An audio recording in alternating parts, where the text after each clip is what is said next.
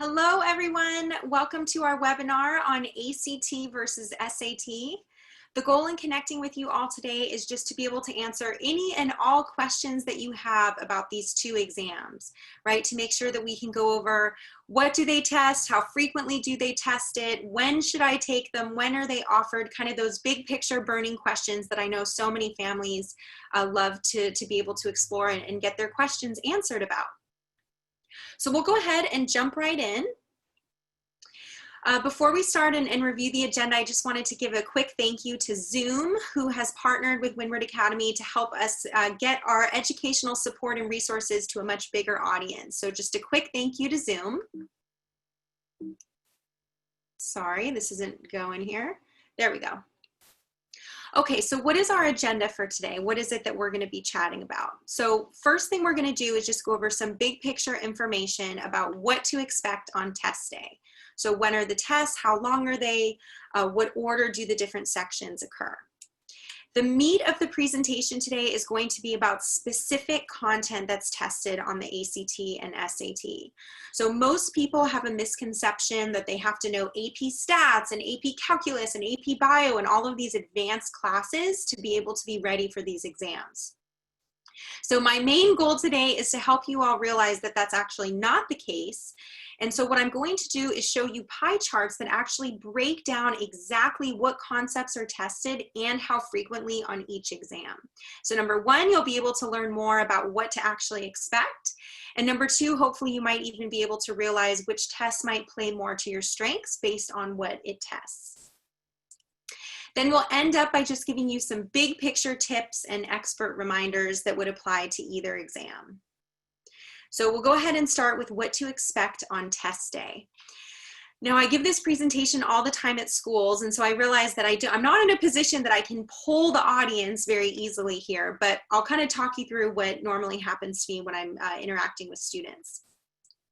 And what I will say too is if you take away only one thing that I say in this entire presentation, let it please be what I'm about to say in the next minute, because this is the biggest, best tip that I can offer to you. So it's very common that students struggle to finish on these exams, right? That they run out of time. That's actually intentional from the test makers. So the ACT and SAT are written in a way that's supposed to be hard for students to finish. So it's very common that students are in a position that they have 30 seconds left and 5 more questions. So you ask those students, okay, well, what would you do, right? You're running out of time. What letter are you going to guess? Now, when I poll the audience and ask students this question, usually about 80 to 85% will say that they would guess C, and then you have a little bit of mix of the other letters. So because I've been doing this for 20 years, helping students with ACT and SAT, I've always been curious kind of what letter really is the best letter to guess at the end. So what I did is I went through over 80 real exams, and I looked at the last 10 questions of each section of those tests. And I counted how many times was the correct answer the first bubble, how many times was it the second, how many times was it the third, etc. And the whole reason, again, is that I wanted to know, well, if you run out of time at the end, what is the best letter to guess? Now, the vast majority of students will guess C, and I'm sure we can all be aware that ACT and SAT probably know that, which is why, interestingly, C is actually the least frequent right answer at the end of these exams, right? If you think about the whole test, each letter will occur with the same frequency, but at the end, the letter C tends to be the right answer the least amount of time. After that comes the letter B, then A, and then D. So again, if you take away one thing from today's presentation, let's hope that it is that you can tell your teen, or if you are a teen and you're participating on this call, please remember, if you run out of time at the end, either guess all the first bubble or all the last bubble. All right, so jumping into the main presentation. Now, my charts about ACT and SAT dates usually don't go down as low, but both ACT and SAT have been responding to COVID by adding additional test dates. So what you see currently, and one thing too that I do want to mention, because I have a lot to cover today, so I'm going to go at a rather rapid pace, I am more than happy to share these slides with all of the attendees after. So again, please don't feel like right now you have to write all of this down. I will absolutely send the slides to everybody. So what you see here are basically the test dates for the ACT and SAT for the 2020 to 2021 school year. There are some extra dates, so I have kind of added those in here. And I did want to note as well that the SAT's additional September 2020 exam will not offer subject tests. It is only for the SAT. SAT has also said, or College Board has said, excuse me, that they will add a January 2021 exam if there is demand. So what you're looking at right now are basically all of the currently scheduled test dates. You'll notice that over on the ACT column for the February test date, I did put a note there that that's kind of the possible projected time that at-home virtual testing for the ACT would be available. Originally, they were trying to have it ready for the fall, but just with everything going on, trying to even coordinate for students to take the test the normal way, it's been really overwhelming for them. So they have postponed a lot of those changes that they're planning to make into 2021. The other thing I want to draw all of your attention to is that special symbol that I've put next to 3 ACT test dates and 3 SAT, or 3 ACT and 3 SAT test dates. The reason I've marked those is that there's a special service that's offered by ACT and SAT on those dates, and a lot of parents, when they're registering their teens, don't know what it is, and so they don't know to sign up for it.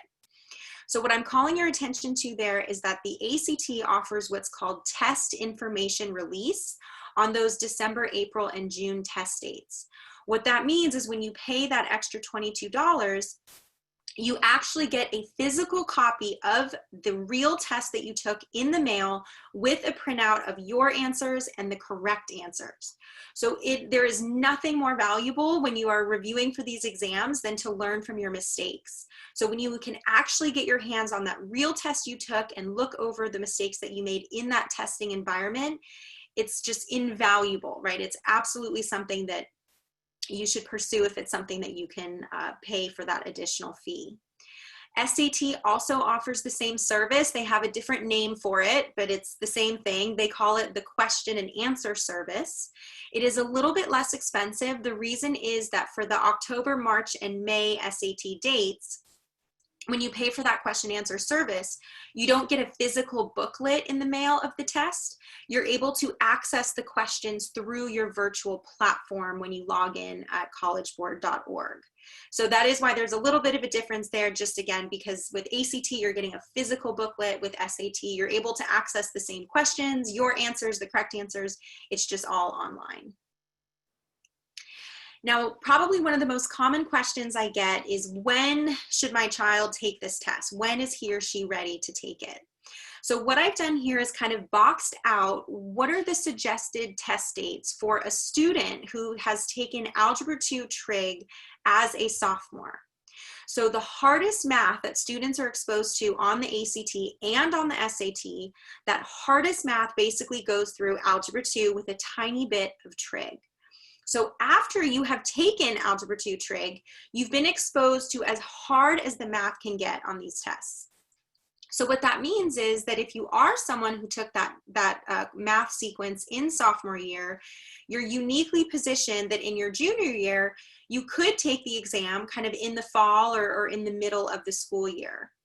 For students, however, who are taking Algebra 2 Trig as juniors, this next slide captures that for them, they really have to wait until the end of their junior year, possibly even taking some of the tests in the beginning of senior year.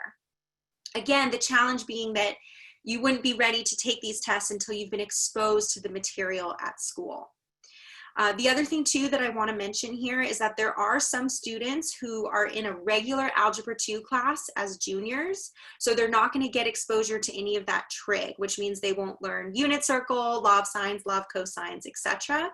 So if you're taking regular Algebra 2 as a junior, please know that you will have to put in a little bit of extra time, maybe just about 10 hours total of work, to make up for kind of learning that different trig information that does appear on these exams.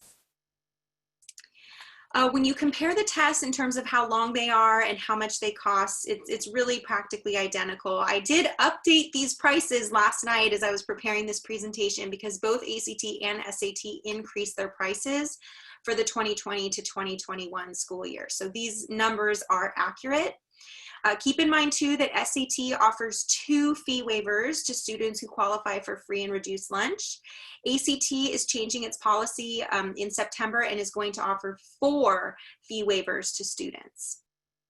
Okay, next thing to go over here is what to actually expect on test day. So when you show up, what is actually going to happen? First thing I want to make sure that you all know is that on an official test day, usually they ask you to arrive around 7:45, but you should first know that the test is not likely to start until closer to 8:45. Right, so what happens is it's at a random high school on a Saturday. There are hundreds of students there, especially now with COVID and additional safety concerns. It's going to be even more complicated to try to get students to their correct locations to make sure that they're safe, etc. So it usually takes an hour just for the proctors to organize everyone, to get them in the right room, to get the test passed out, to read the instructions. So it's really important for students to know that don't think that when you're getting there at 7:45 that the test is starting at 8. If you're someone who's going to be nervous or overwhelmed by this experience, you have to be mentally prepared that you're going to have to keep yourself calm and focused and relaxed, usually for an hour before you're actually going to start the test. That's true, by the way, for ACT and SAT. Now for the ACT test, basically what happens is you first do English and math sections back to back. Notice that on this slide, I am giving you kind of a column with information for students who have regular time.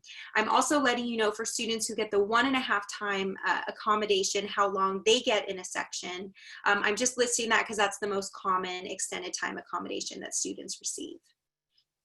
So you notice here that students are going for almost 2 hours with no break, 45 minutes, 60 minutes, right? An hour and 45 minutes back to back English and math.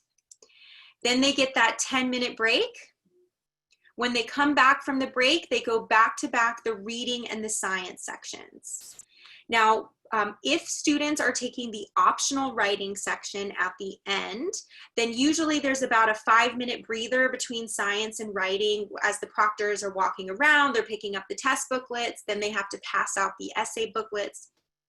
So you do get a little bit of a break there, but it's not an official break in which you're allowed to leave or eat or anything like that. So what I'm hoping you all see here, right, is that we're basically talking about a 4-hour time frame with 1 10-minute break for students. So the first most important thing for them to realize is how much they need to be prepared mentally to keep themselves focused for that period of time. I tell my students all the time, your first bubble in the first section counts for the exact same amount as the last bubble in the last section. That means that part of being prepared for these exams is just being ready to have to be focused for 4 hours straight. And it's a huge challenge for a lot of students. So even sometimes when students, say, oh, I want to study for the ACT, I'm going to review my mistakes 5 minutes here, 5 minutes there. It's really not the best approach because part of what they have to build in the process of reviewing content to just fill in those knowledge gaps and make sure they're fresh on all their grammar rules and math rules, etc., is they need to prep their brains to be able to really engage for this extended period of time. Now with SAT test day, the content they're going to be tested on is very similar to that on the ACT, but the order of the sections is a little bit different. So on the SAT, the first section they do is reading. You'll notice that the reading section on the SAT is 65 minutes. It's a lot longer.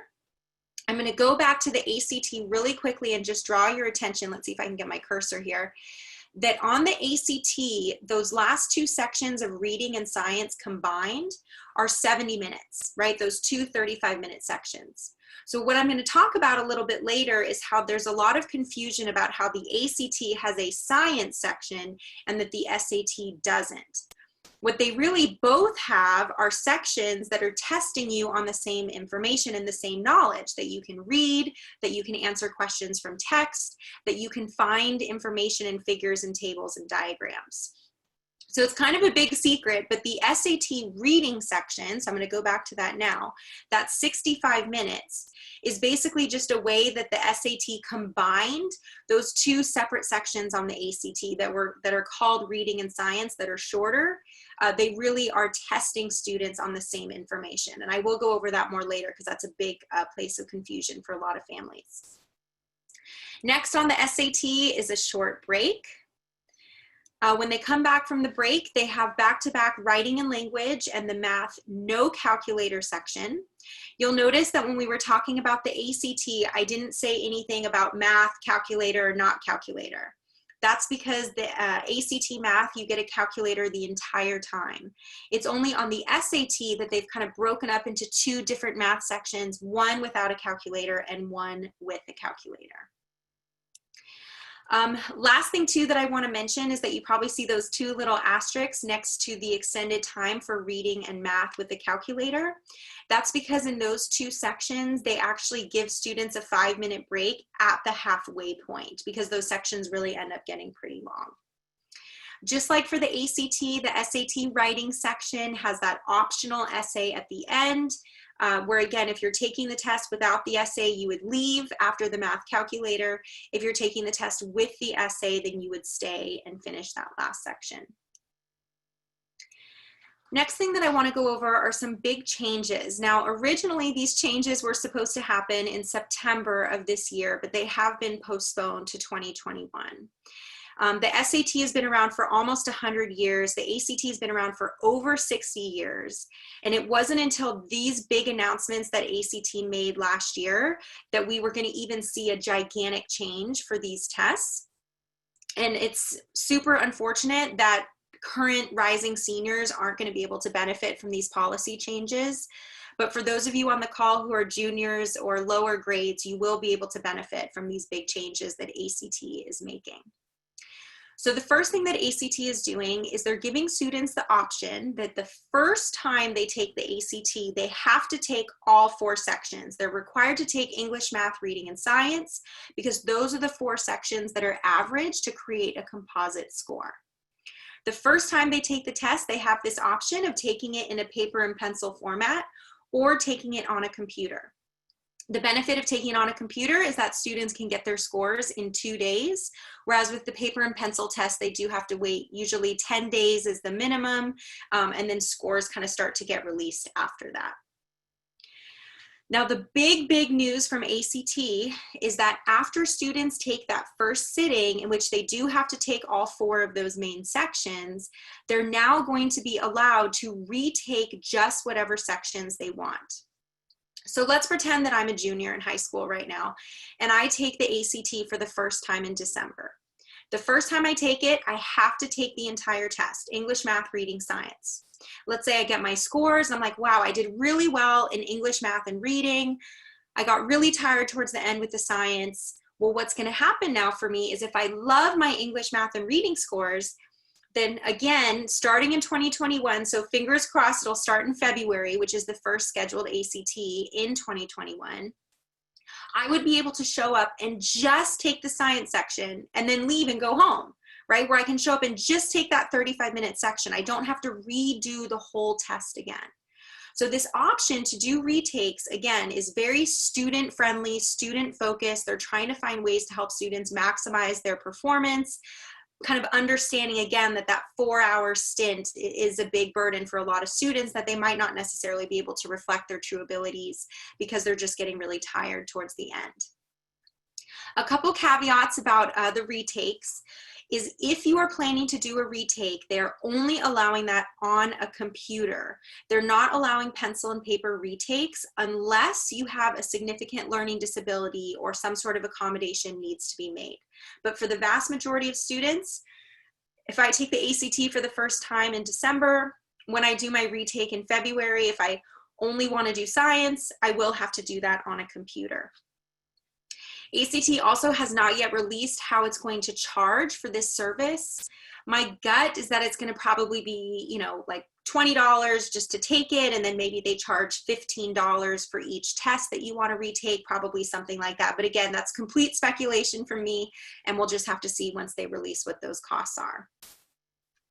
Now, what ACT's plan is to, again, back to my example, if I have my English, math, and reading from December, if I retake the science in February and I do better, then what ACT is planning to do is to calculate a new score for me with my highest sections that I've ever taken, and that is called a super score. So this is ACT's plan, is basically in the report that they send to colleges to show, here's Jennifer's super score based on her performance in December and February. Now, we haven't seen a big response yet from colleges about how they're going to take those scores or not take those scores. To be honest, because ACT is making these changes to try to help students and to improve equity issues in our country, my gut is that colleges will accept these scores. But again, we won't really know until we kind of see in the next application cycle. I did mention earlier that the at-home online version of the ACT has now been postponed to 2021 as well. It was supposed to start either in October or December of this year, and they've just been too overwhelmed to make that possible. So things are getting postponed for that. But again, the big amazing takeaway from this slide is that ACT has made this giant change to allow retakes by section, and it's going to really, really help students to be able to improve their scores. The other thing I wanted to take a few minutes to talk about here are the decisions of the UC schools. So I'm sure that you heard maybe about a month ago that the UC schools announced that they're going to be phasing out the ACT and SAT in the next 5 years. And their plan is to introduce their own version of the ACT or SAT. So basically what the UC schools are planning to do is to say, hey, taking the ACT or SAT is going to be optional. If you want to come to a UC school, you have to take our standardized test.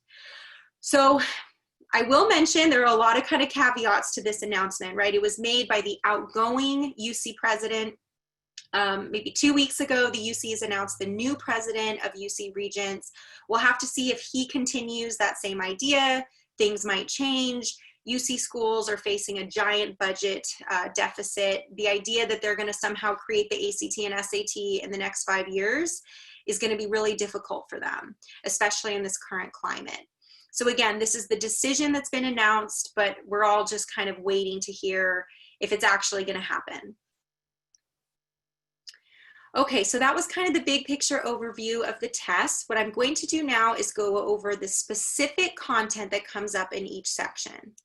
So what I'm planning to do is take you through each section. I'm going to do a side-by-side comparison, what's on the ACT, what's on the SAT, and then I'm going to show you pie charts that break down exactly what's tested and how frequently on either exam.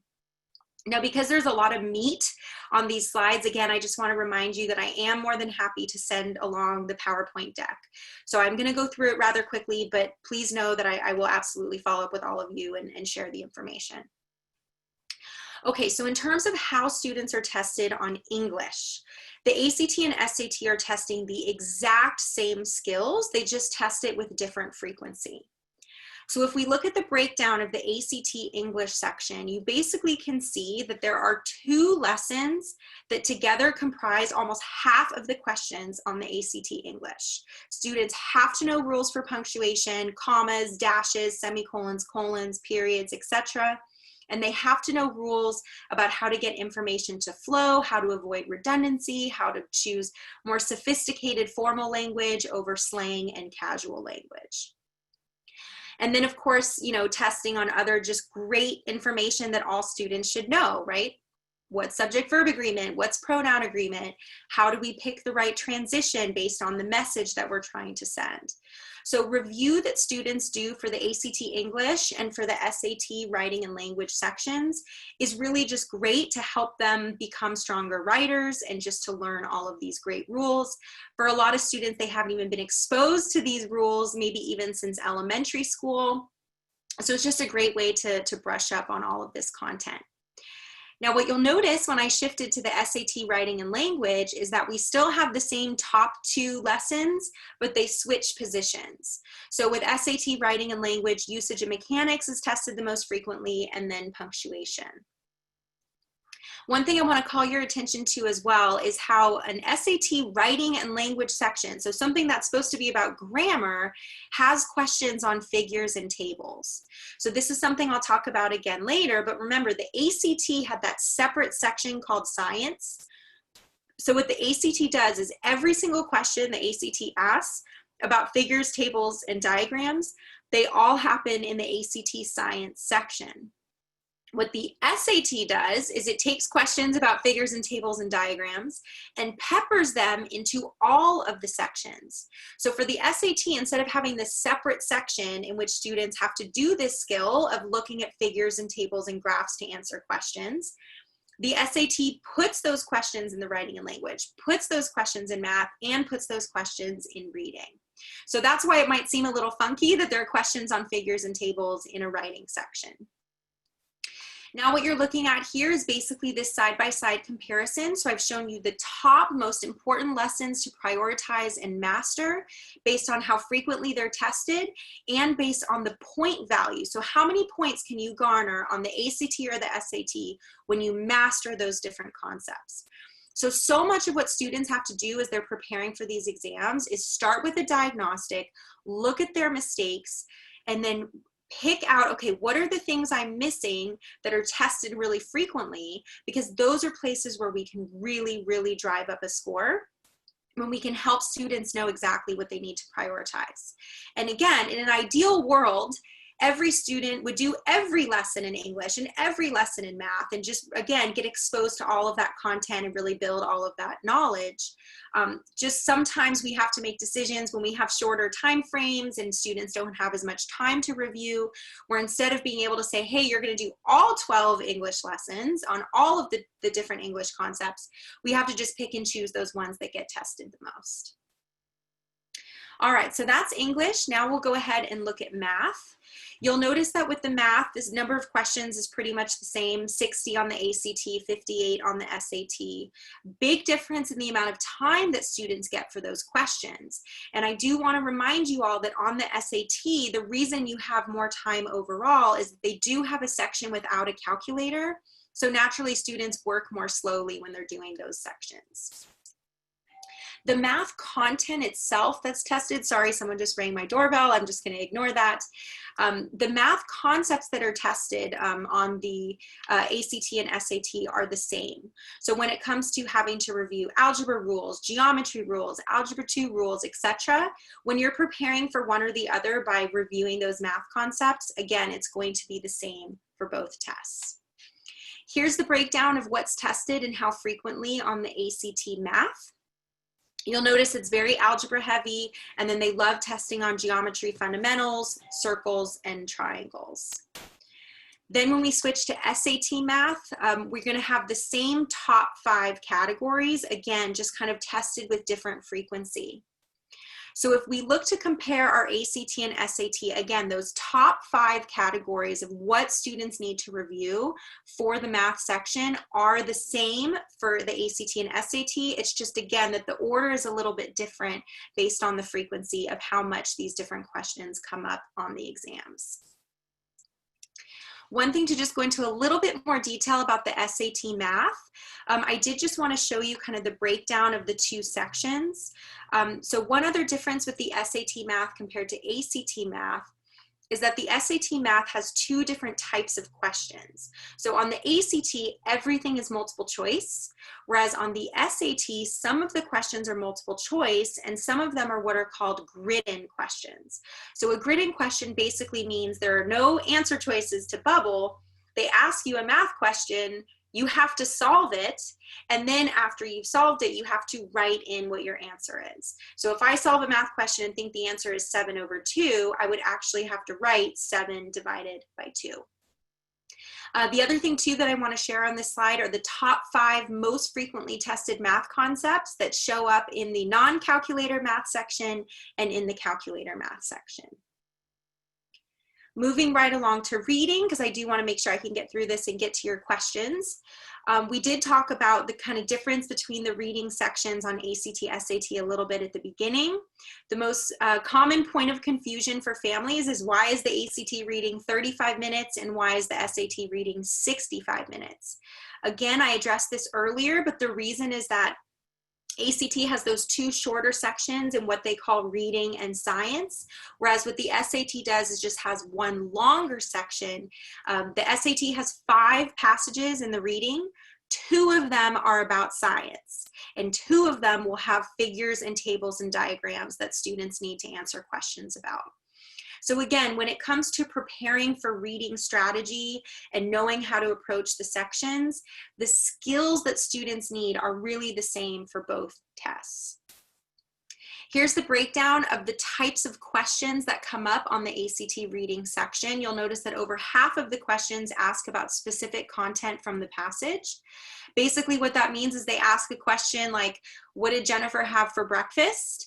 And your job is to remember, oh yeah, somewhere over here is where I read about what Jennifer ate. Let me double check. Okay, she had eggs. All right, the answer is eggs. Moving on, right? So they don't tell you where to look, which is the challenging part, right? You have to remember where you read that so you can go back and find the answer. Also questions, of course, with line references, asking you what words mean in context. That's that vocabulary and context type of question. When we go to SAT reading, I'm going to highlight 2 key differences in the SAT reading breakdown. Number 1, 11% of the questions, as I've mentioned, are asking you about finding information from tables and figures and diagrams. The other key difference on SAT reading is that they have a type of question in which students have to pick evidence to justify the prior answer. So if I ask you question number 9, what did Jennifer have for breakfast? Question number 10 would be, which lines verify your answer to the prior question? So what happens for a lot of students is they get caught off guard by this question type. First of all, it's almost 1 out of every 5 questions will ask you to pick evidence to justify your prior answer. And that's a lot. And so what happens is students get nervous because they're like, oh my gosh, well, if I miss question number 9, it feels like a double whammy that I'm going to miss question number 10 as well. So if you are preparing for the SAT reading, you have to prepare specifically for those questions that ask you to pick evidence to justify your prior answer. Here's the side-by-side comparison of ACT and SAT. Again, I know I'm going through this quickly. Just wanted to show you again, here's a real example, not the silly one I gave about what I had for breakfast, but the actual kind of here is from a real SAT. Here's a question that's asking you something from the passage. And then question number 10, the next one is asking you to pick that evidence. Now your accuracy just on those questions about picking evidence, that accuracy is worth 50 to 60 points on the SAT evidence-based reading and writing section, which is out of 800 points. So we're talking about a huge difference just from getting those specific questions right. So again, if you take a diagnostic, if you recognize that you struggle with those pick evidence questions, it's just really helpful information for you to have as you're studying, because then you know where to focus, again, to really be able to see those gains that you're looking for. Last thing to show you here is the breakdown with the science section, which of course is only on the ACT. No calculator allowed on the ACT science section. You do not have to show up with any pre-existing knowledge from bio, from physics, from chemistry. Every single answer to an ACT science section is given to you in a figure, in a table, in a diagram, in a paragraph. The challenge for students is kind of knowing how to quickly go back and forth between a question and that text to find the answers. And again, just a quick comment on the SAT. Remember, they do not have a separate science section. Instead, that skill of interpreting figures and tables and graphs gets peppered throughout the entire exam. Here's the breakdown of what's tested on the ACT science section. Again, kind of the types of questions that students are asked to do. It's just all about finding information in passages and in those diagrams. Last thing that I wanted to do was just give you 4 big picture tips for success. So number 1, neither the ACT nor the SAT penalizes for wrong answers. That means that you should never leave anything blank because you have nothing to lose by guessing. So you always want to make sure that you fill out every single bubble. Speaking of guessing, when you guess, you should always guess the same letter. So students have a tendency, they like to make pretty zigzag patterns with their guessing, with their bubbles. You don't want to do that. So statistically, you have a better chance of getting those questions right when you always guess the same letter. And if you were here with us in the very beginning, you would hopefully remember that the letter to guess, either always guess the first bubble or always guess the last bubble. Another thing, this might sound like a silly tip, but I promise you students struggle with this all the time. They get their booklet during the test and they don't realize that they can write in it. They think that they're only allowed to write on the Scantron as they bubble their answers, which is completely not true. Students have to practice knowing that they can write in the booklet. They should write in the booklet. They should be underlining as they're reading. They should be circling. They should be doing arrows, whatever they need to do to engage with the information. They can absolutely write all over the booklet. The other thing too that's really important to realize is that students sometimes get in the habit of doing timed practice, but when they're doing that timed practice, they're not also practicing bubbling with the Scantron. Now that's a mistake for 2 reasons. Number 1, bubbling the Scantron takes time. So if when you're doing time practice, you're only circling in your booklet and you're not taking that extra time to bubble, you're not going to have the best sense of how much time and kind of what your time and pacing will be. So please make sure to practice with the Scantron for that reason. Also, I cannot tell you how many times I have students look at their booklets, look at their Scantrons and go, well, wait a minute. I knew the answer was B, that's what I circled in my booklet, I just bubbled C on accident. Well, guess what? ACT and SAT do not care what you have circled in your booklet, they care what you bubbled on your Scantron. So bubbling the Scantron is an important skill. If you're the person who has a tendency to bubble the wrong bubble, you need to learn about that as you're practicing, right? So that you can avoid having that happen to you during the test. One thing too that I wanted to mention before we go into the questions is that next Wednesday, same time, we're going to be hosting Dr. Valerie Rock, who is an expert in working with adolescents and helping them with anxiety. So with all of the recent updates about ACT, SAT, about schools staying closed, about colleges not reopening, and what are freshmen going to do, right? There's a lot of anxiety right now. And so we are going to be doing a Q&A with Dr. Rock to just give really specific advice about how students and families can manage all of this stress. The other thing that I wanted to mention too before we go on to questions is that, and again, you can always reach out to me individually. I will send a personal email to all of you after with copies of the slides and notes and everything like that. But please feel free to check out the different options that we have for families to help them with ACT and SAT. The other thing I want to make sure that you're all aware of is that we have a free trial that I hope every single family on this call will take advantage of.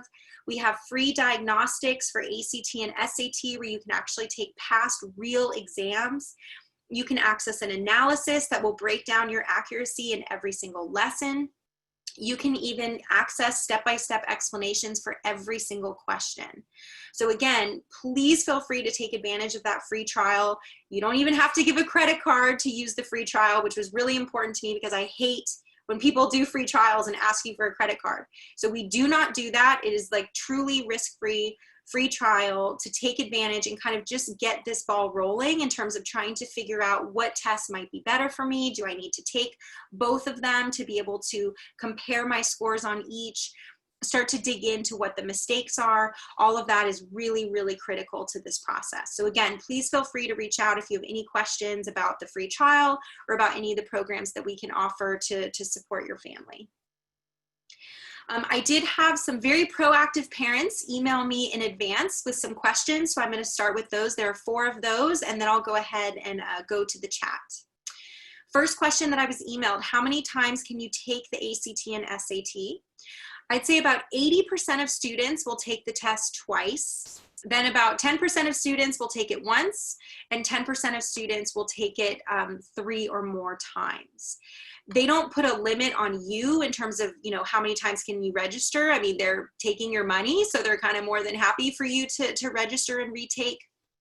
But in general, it is important for you to know that when you sign up to take these tests, it is important that, you know, you, if I'm talking to a teen, or that, you know, your son or daughter, if I'm talking to a parent, we really want to make sure that when they're showing up to take the test, that they do feel really good about what to expect, about the types of questions they're going to see, about the pacing, so that they really are doing their best job when they're signing up and going to take the real test. Do certain colleges prefer one test over the other? So starting in 2012 was the year actually when ACT overtook the SAT in terms of its popularity. So right now colleges do not have a preference between ACT and SAT. They accept both tests equally. So really what's most important is for you to figure out which test do you perform better on. Again, I cannot stress enough that the content that you need and the skills that you need to do well on these tests are the same for both. You have to review the same grammar rules. You have to review the same math equations. You have to be a strong reader. Okay, that is the same on both tests. So really what's important is after you've filled in those content gaps to make sure that you've exposed yourself to all of that information, then you can really just pick, okay, which test just plays better to my strengths, and then focus on that test for your time practice and focus on that test for when you take the real thing. When do you suggest students start taking either test? So I did go over that a little bit earlier. Really the key driving factor for when you're ready is your math course sequence. Becoming a strong reader and reviewing grammar rules, that's something that 9th graders can do, 10th graders can do, 11th graders can do, right? All students should do that anyway, regardless of the ACT or SAT. But it's really math that's the big driving factor for when you're ready to take these tests. And again, the tests go through Algebra 2 with a tiny bit of trig. Unit circle, law of sines, law of cosines is pretty much as hard as the math gets in terms of how far along the sequence goes. One thing that's important to note, of course, is that just because you've taken Algebra 2 trig doesn't mean that you remember your basic algebra or basic geometry from the past several years. So for a lot of students, the main struggle that they have with the math on ACT and SAT is that, you know, ACT and SAT have 5 years worth of math that they can pick and choose either 58 questions or 60 questions, right? Which might sound like a lot, but it really isn't when you think about all the math that you've learned, even going back to middle school. So just because you've taken Algebra 2 or Trig, it doesn't mean that you shouldn't review the earlier, easier stuff. It just means that you've been exposed to as hard as the math can get. Next question, how should students track their timing? So I actually have a really good trick for this. So timing is a huge issue for really almost all students on these tests. So I have a little time trick that I encourage them to do. So part of the challenge with timing in these exams is that, you know, something starts at 9:37 and then you're looking at the time and you're trying to do math in your head. Okay, well, if I have 20 minutes left, like where does that put me? Oh, that's 57, right? I mean, it's just a waste of cognitive energy to try to figure out timing when you're in the middle of a test. And really the only thing that matters is how much time you have left, right? It doesn't actually matter what time it is. It matters how much time you have left in a section. So what I tell my students to do is at the beginning of every section, they're wearing a watch. They set their watch to noon at the beginning of every section. So if a section is 45 minutes, all they have to do is look at their watch, and if it says 30, they know it's been 30 minutes, and they know that it's a 45-minute section and they have 15 minutes left. Or if they set the watch to noon and it's an hour section, they know that, you know, once it comes all the way around and gets to 1 o'clock, the section is over. So again, kind of using this trick where you just begin each section pretending like it's noon helps students because then they're really just looking at the minutes. Okay, let me close my screen share here and open up your questions. And again, please feel free to engage, ask questions by submitting in the Q&A or the chat. I know there are kind of lots of different options there. And then of course too, if you have any other questions as well, you can always engage with us on social media. We're really attentive to be able to respond to families and to students who ask us questions there. Okay, I'm going to stop my screen share. And let me open up the chat so that I can see the questions here. So it looks like, well, the first one was just about how the information is interesting. So that's great. I'm really glad that we were able to be helpful. Here we go. I found a question from a student or from a parent. My daughter has another year before she has to take the SAT, but I'm hoping that she can use this new unstructured time due to stay-at-home orders to get stronger at math. Okay, this is an amazing question. Do you have suggestions on programs she can do to improve her math skills? Yes, absolutely. So improving math skills is huge. It's definitely the area most families are worried about right now in terms of kind of the courses that build the most over time. There's a lot of concern that kind of what has been lost in the spring might continue to be lost in the fall as things continue to stay closed. So again, thank you for this great question. What I would recommend you do is get a copy of your student's book or the syllabus to try to get a sense of what the initial lessons are going to be starting in the fall, and then look for resources to take advantage of that can help you address what those concepts are. So we actually have a summer math bundle. I did have a parent ask, is it only for the summer or does the length of access continue through the school year? It does continue through the school year. So it's something that we're kind of selling as a, summer bundle, but it is something that you can continue to use throughout the school year. So definitely look for resources like that, where again, you can access those core lessons to be able to help your students focus on what's going to come up in their courses. That's also something where I'm more than happy to provide support as well. If you have questions about your son or daughter's math program, I can give you a list of kind of the top 10 most important algebra lessons or the top 10 most important geometry lessons that you should really focus on. Next question, what's the benefit of taking the writing sections rather than not? Another great question. I was remiss to not go over this more in the initial presentation. So the ACT and SAT both have that optional writing section. The reason it's optional is actually a little bit complicated. So there are a lot of states that use the ACT and SAT for their graduation requirements for students. And I'm sure you're all going to be shocked, but when a state is paying for students to take the ACT or SAT, they don't want to pay the extra fee for students to take the writing section.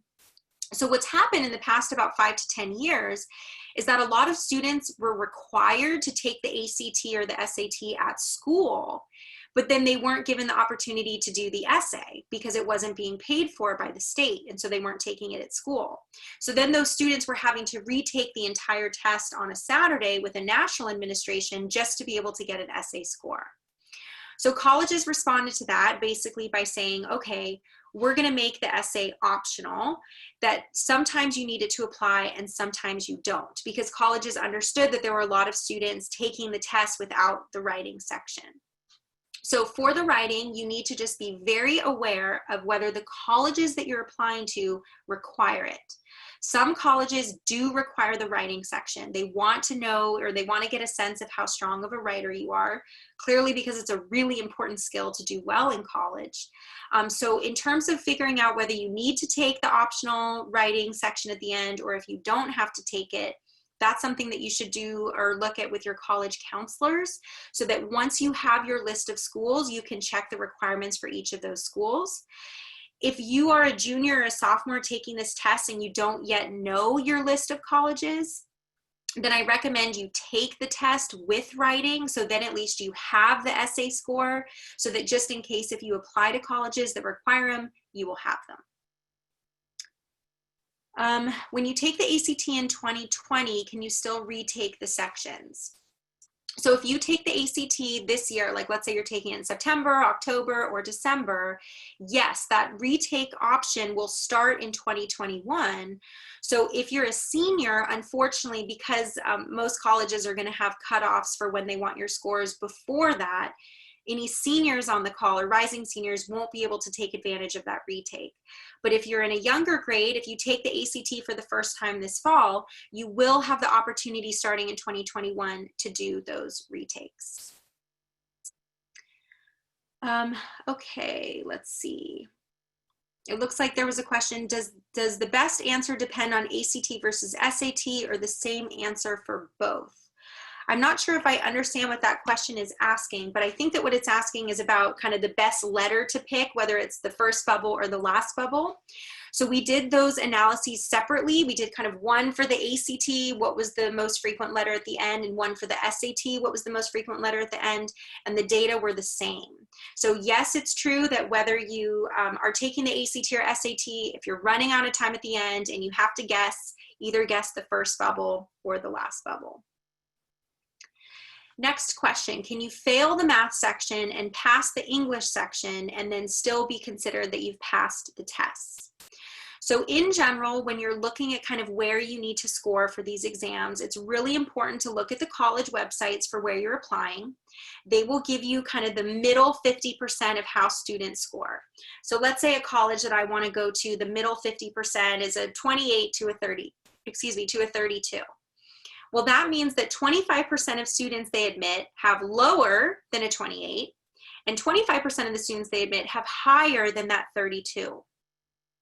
So what does that mean for you in terms of kind of, can you do really well in one section and not in another, right? So when they're looking at your scores, remember, they're looking at kind of the average or the composite of your score, which does combine how you do in the math sections and how you do in kind of more of the ELA, the English, and the reading sections. So in general, you of course want to do the best you can in both sections. That being said, there are some students who are really, really strong in English and struggle more in math. That's okay, because your strengths in English can balance out if you don't do as well in the math. One thing I will note though, is that if you're applying to programs that are very kind of math and science driven, so maybe you want to apply pre-med, maybe you're applying to engineering, those types of programs really focus more on a math section score. So if you're someone who has a lower score in math, yet you're applying to some of those programs that are more competitive in the math kind of area, it's going to be really important that on your application, in that section where it says, is there anything else we need to know, that you take advantage of the opportunity to write a little bit of an essay about maybe why you feel like your skills that would be needed to do well in a math major or do well in pre-med or do well in engineering are not reflected in your ACT or SAT math score. Because it will be a point of concern for them if they see that you've done really poorly in math, yet you're applying to a major that would really require a lot of math competence. Okay, next question is about the PSATs. So I'll give a little background first about what are the PSATs. So the PSAT tests are basically kind of pre-SATs. They're typically administered in October at a school. And the idea of the PSAT is that it's a practice run with the SAT test. To be honest, it's basically a way that College Board just collects a ton of data on all high school students around the country, because they do like as many students as possible to take the PSAT. That being said, no colleges ask for your PSAT score when you apply. You only provide an ACT or an SAT score. And so when it comes to the PSAT, yes, it's great practice. The only time it quote unquote matters for a student to take the PSAT is if you score in the top 1% in your state. It is broken down differently by state. Then you qualify for what's called National Merit Scholarships. So it's an opportunity for money, which is of course great. And then it's also just something that would be a great feather in your cap when you're applying to college to be able to say, hey, this is an award that I won. I was a semifinalist for National Merit. I was a finalist. Those are just kind of great things to be able to share. But in terms of whether you have to write the score, form your PSAT into your college application, the answer is no. Oh my gosh, so many nice thank you messages. You're welcome, you're welcome. Next question. It sounds like it's best to take the test after sophomore year. Is that correct?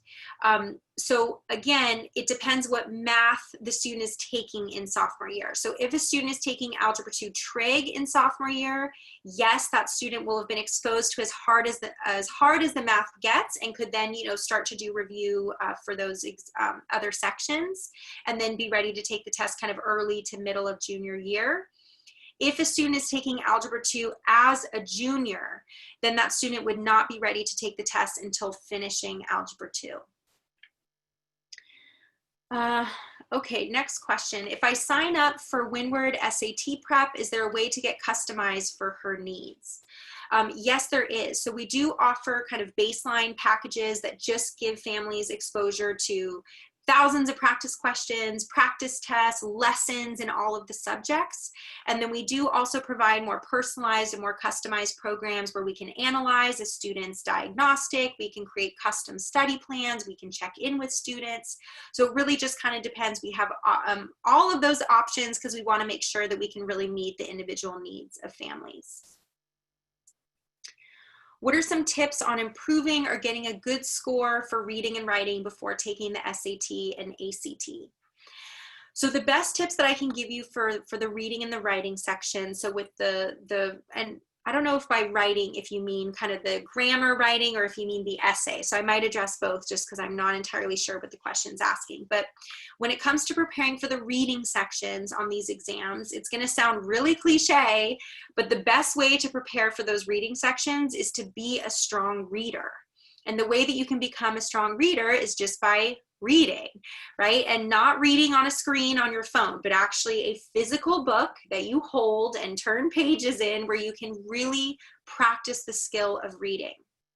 If there's one thing that I can share with you that I have seen in the 20 years that I've been helping students with these tests, the students who are not as anxious on the test, the students who do better, who are not as overwhelmed by the time pressure, they have one thing in common. They are strong readers. They remember what they read and where they read it. So when they see a question, what did Jennifer have for breakfast? They're like, oh, boom, duh, that was right here. Okay, eggs, boom, next. And because they remember where things are written in a passage, it's just a lot easier for them to go back to the text and find answers. And that's the skill that you need to do well in those sections. So as much as possible, you can just practice reading, even reading articles in, Scientific American or in Discovery, right? Even some of those magazines have great articles to read that are super interesting too, which is always fun. Or if you can just find books on topics that you'd be really engrossed in and really passionate about learning more about, again, it can just help to get you more engaged and to practice your reading. In terms of the writing, the best way to practice the writing, if you're talking about the grammar writing, is to just learn those rules, okay? So for so many students, if you don't have an English teacher who's really strict about grammar rules, if you don't have a parent who corrects your grammar anytime you make a pronoun mistake, you're going to just have to learn the content, right? You're going to have to learn rules for punctuation, learn what agreement is, learn what parallel structure is, and then practice applying what you've learned to questions that come from past real exams. In terms of your question about preparing for the essay, if that's what you meant by writing, the best thing to do there is to kind of look at how they're scored. So actually looking at the scoring conventions and then noticing, okay, this is how they score me in the essay. They want me to have a strong thesis. They want me to have several examples that support my point. They want me to explore the counterexample and to kind of show how the issue they've asked me to talk about is complex, right? If you can understand what they're looking for and how they're grading you, then you can put together a cogent and well-reasoned essay in which you've been very direct to address a prompt while also building up the argument that you're making by having really strong examples. Next question, do you offer free trials for the ACT and SAT, and what is the price? Yes, the benefit of a free trial is that the price is free. And yes, we do have free trials both for ACT and SAT. So our free trials, you can access a full-length past ACT exam, a full-length past SAT exam. Again, you can compare your scores on both. We also have some of our lessons that are available during the free trial, so you can kind of get that practice with how do I do a lesson on a concept I need? How do I practice applying that, content that I've learned to multiple choice questions that come from past real exams? Okay. What's a good SAT and ACT score? Oh, and I do want to do a quick time check. We're almost to 3. It looks like I have 13 more questions. I am more than happy to stay on and kind of keep answering. If you do have to hop off, no problem. I will send a link to the video later to all of you, but I do want to make sure to address all of your questions. So you're more than welcome to hop off or, of course, stay.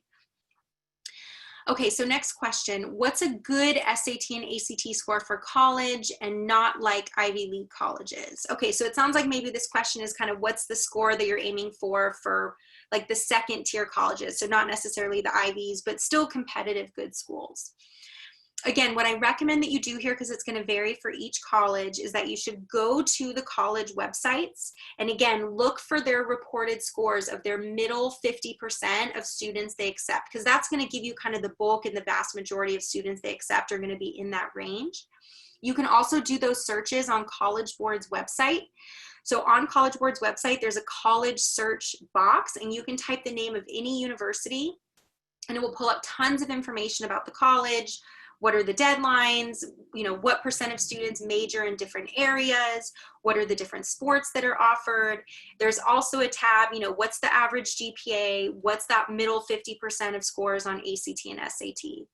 So when you're thinking about where you're going to apply, again, when you can position yourself where hopefully you're going to be in that middle 50% or above, of course, that would be ideal.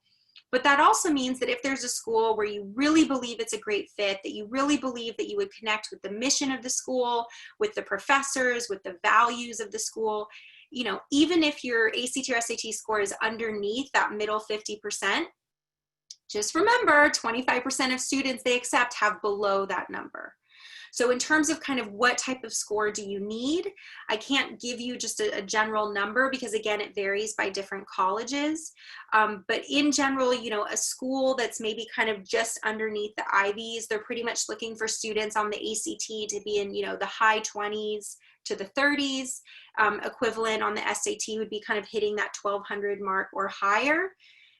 But there are a lot of colleges that accept students more in kind of the 20 to 26 range on the ACT and kind of in the 1000 to 1200 range on the SAT. Again, it just depends on kind of the level of competitiveness for the schools.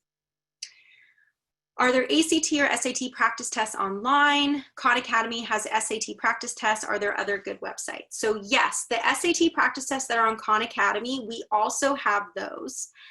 What's different about what we offer is that after you take that SAT practice test, you can view those step-by-step explanations, same thing that Khan Academy provides.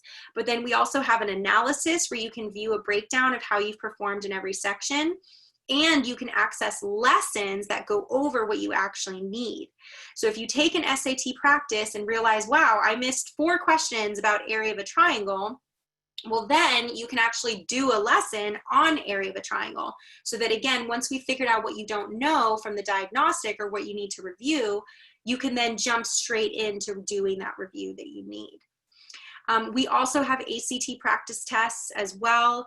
You can always Google, to try to find past tests, but the one thing I will caution you all on is that if your approach to studying for this test is just to take a bunch of old practice tests, that's actually not the best approach, and it's the most common mistake that people make.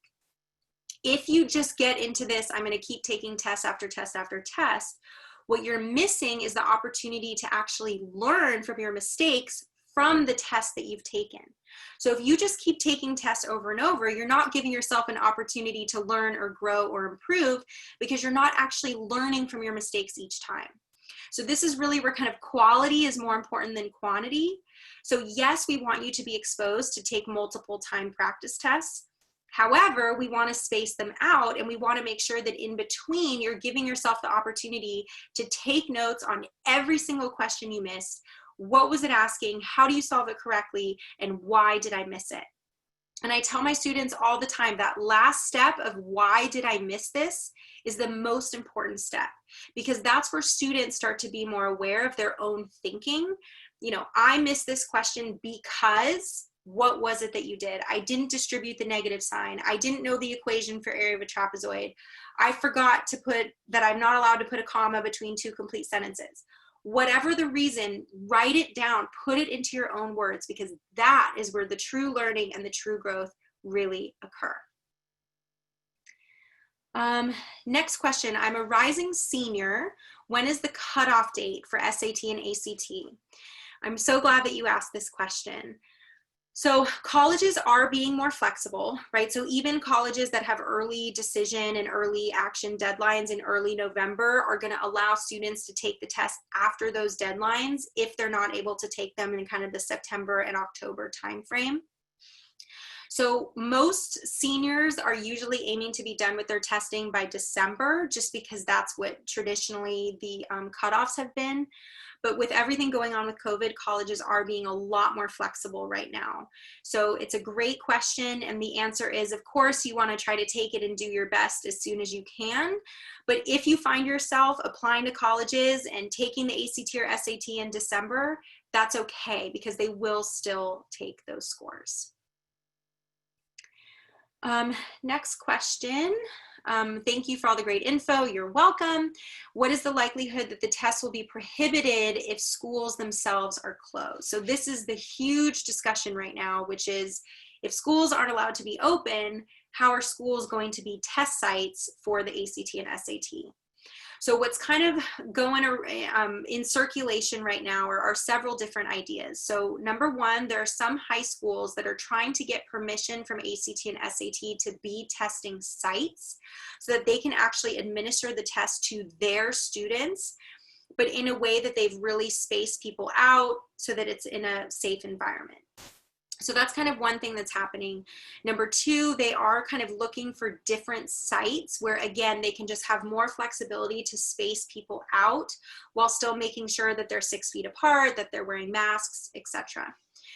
So it's a great question, and I wish more than anything that I had the answer for you, but unfortunately we're all kind of taking these things one day at a time as we're starting to kind of figure out what is happening, and are things still going to be able to be administered even if schools are closed.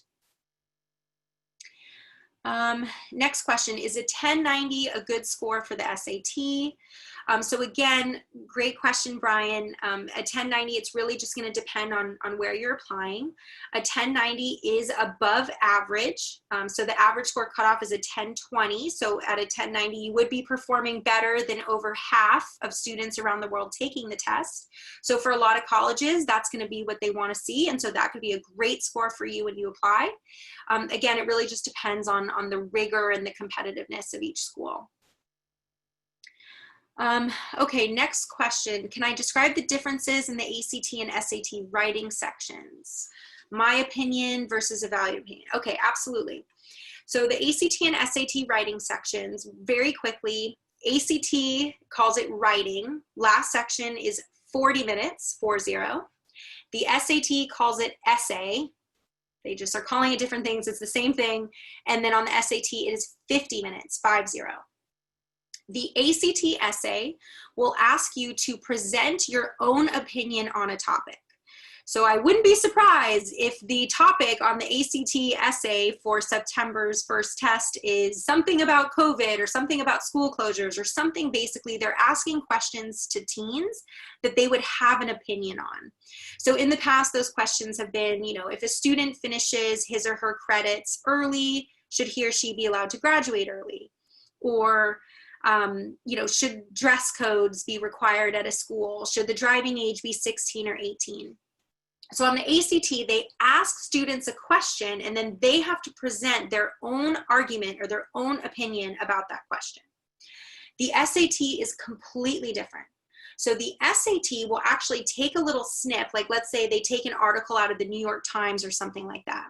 So I read, this is Lindsay's opinion about something. So I actually read what Lindsay wrote. And then my job for the essay is to critique Lindsay. So I'm not presenting an argument about what she said.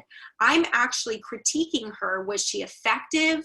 Did she persuade me on something? Did she establish that she's credible, that she's an expert? Did she use data to support her viewpoint? So the SAT essay is more about critiquing someone else and how persuasive and how compelling that person is, and you know why you believe that. Again, whereas the ACT essay is more about presenting your own argument. So two very important styles of writing that are just good for people to know how to write in both of those ways, but very different expectations for students in terms of what they're being asked to do.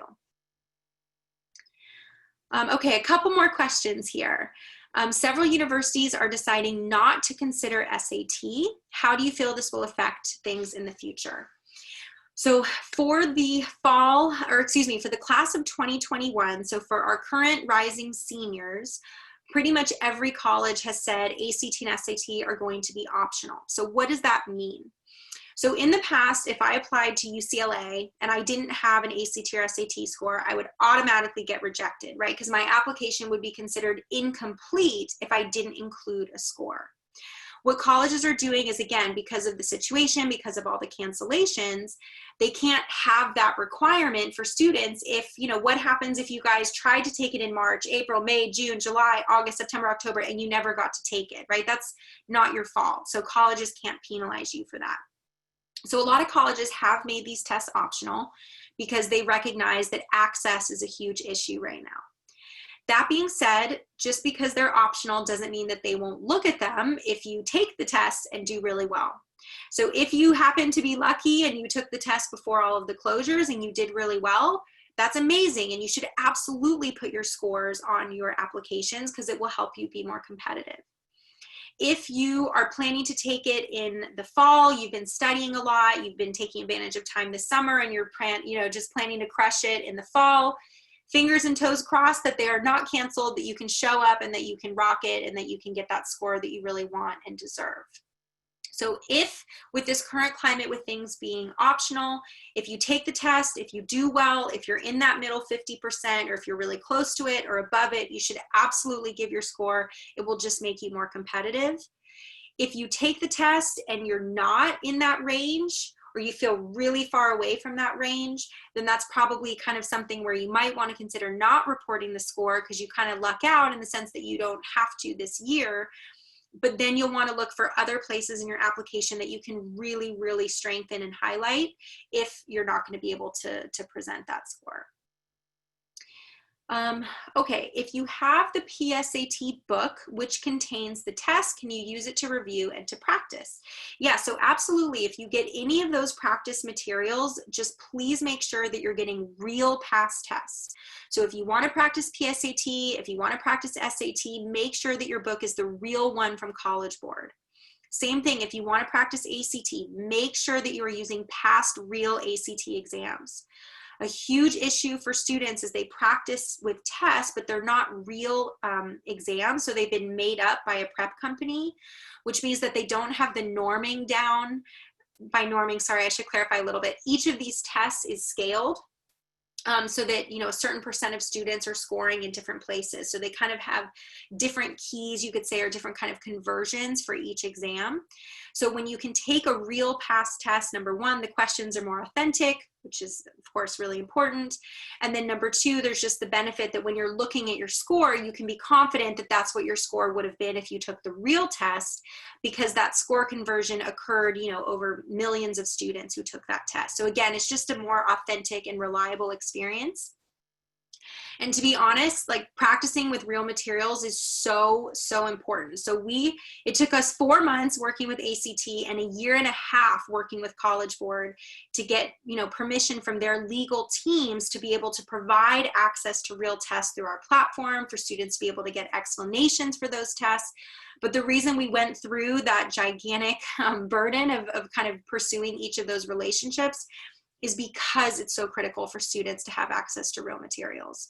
So yes, that's a great question. If you have that book, amazing. And then just remember, again, I know I said this earlier, but it's so important that if you're taking practice tests in that book, don't, after you take practice test 1, just move on to practice test 2. Give yourself the opportunity to look at every question you missed from that first test and just take amazing notes for every single question you missed. Once you feel like you are 100% confident in every prior mistake, okay, now you can take test 2.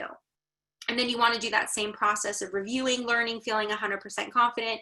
Okay, now take test 3, right? Because when you can really build on your skills in that way, it's just really, really powerful for your learning. Okay, I think that I've gone over all of the questions. It looks like some of them were in Q&A as well. Oh my gosh, sorry, I went through all the questions in the chat, but there are more here in the Q&A. Let me see if any of these are different. I'm a rising junior. Do you recommend taking the SAT in November or December? If so, should I sign up now? So right now, SAT, you can register for tests in the fall. For ACT, it opens next week. So if you want to register for an ACT test starting in September, October, or December, excuse me, that opportunity does open up next week. You should sign up. Again, this question is from someone, it just says, I'm a rising junior. So I don't know what math class you took. So I can't give you a confident recommendation here unless I know exactly where you are with your math. But if you finish Algebra 2 Trig and you can study in what's left of summer and really put in a good effort in fall, absolutely, you could register for November or December. But if you're a rising junior taking Algebra 2 in your junior year, you are not going to be ready by then, and you're really going to have to wait till the end of the year to take it. Will there still be a National Merit Scholarship in 2020? That's a great question.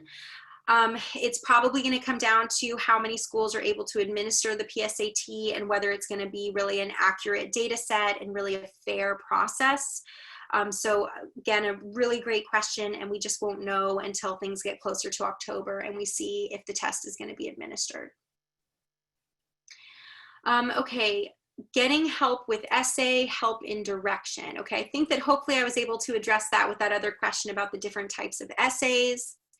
If a student is applying to UCs this year and has already taken a practice SAT and ACT and performed below average, would you recommend them to take both tests even if they have been phased out of the UC applications?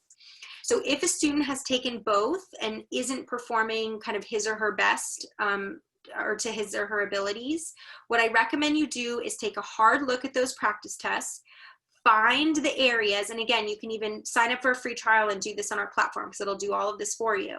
But what you need to do is to get your score up is you need to recognize what are the areas where I have more mistakes that are tested really frequently.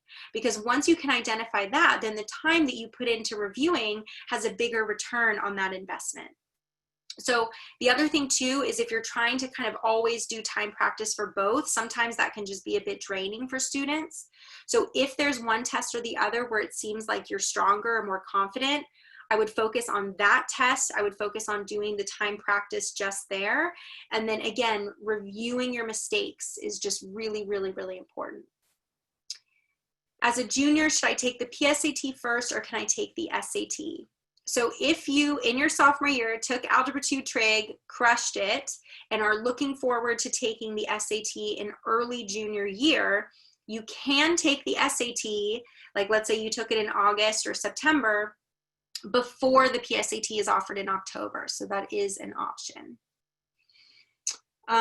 Some of these other questions, it looks like I have been able to answer. Am I able to email the session? We couldn't attend today.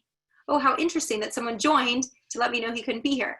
Okay, yes, absolutely. We are going to send, we'll take this recording, put it on YouTube, send a link to that to all of you who attended. We'll also put together some notes of kind of key takeaways and a list of resources. So yes, we will follow up with all of you. Last question, if you are a junior and you already took all your algebra and trig, when is the best time to take both tests? So if you're a junior, you wrapped up that math, really you're in a unique position that you can try to finish your ACT or SAT in the middle of your junior year, which is also a huge advantage because then the end of your junior year, you can focus on subject tests if you need those. It's always great to time those up if you're taking an AP class or if you're taking an honors class, right? What are kind of those opportunities for taking subject tests where you can time those in May and June when you're studying for finals, when you're studying for APs. So if you can at all avoid, adding ACT or SAT to the mix of all of that, that's great. What I would say is that you know that you're ready to take the tests when you've been able to do timed practice of those past real exams, learn and grow from your mistakes, and feel really comfortable and really confident about the types of questions you're going to see, the types of content you're going to see, and when you feel really good about your scores in those different sections. Woo, okay, lots of great questions. Again, thank you for sticking with me to go over time today. If you have any other questions, again, please feel free to reach out. I will follow up and send them an email after, so you'll all have my personal email. if you have any questions about, you know, general things or even for yourself personally, I'm more than happy to answer and help. So thank you again. And don't forget about our webinar next Wednesday as well. And we will follow up and send notifications about that. So thank you all. Have a great rest of your Wednesday. Really appreciate all your time joining me today. And I really hope I was able to help answer your questions. Take care, everyone.